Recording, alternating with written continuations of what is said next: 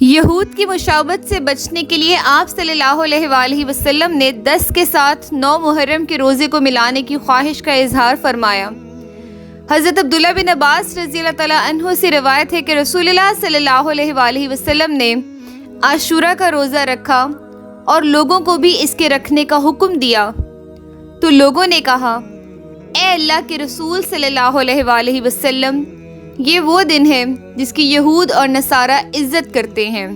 آپ صلی اللہ علیہ وآلہ وسلم نے فرمایا، جب اگلا سال آئے گا اگر اللہ نے چاہا تو ہم 9 تاریخ کا روزہ بھی رکھیں گے۔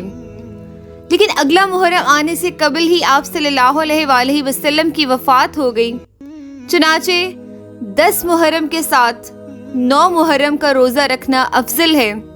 لیکن اگر کسی وجہ سے 9 محرم کا روزہ نہ رکھا جائے تو 11 محرم کا روزہ ساتھ رکھنا چاہیے۔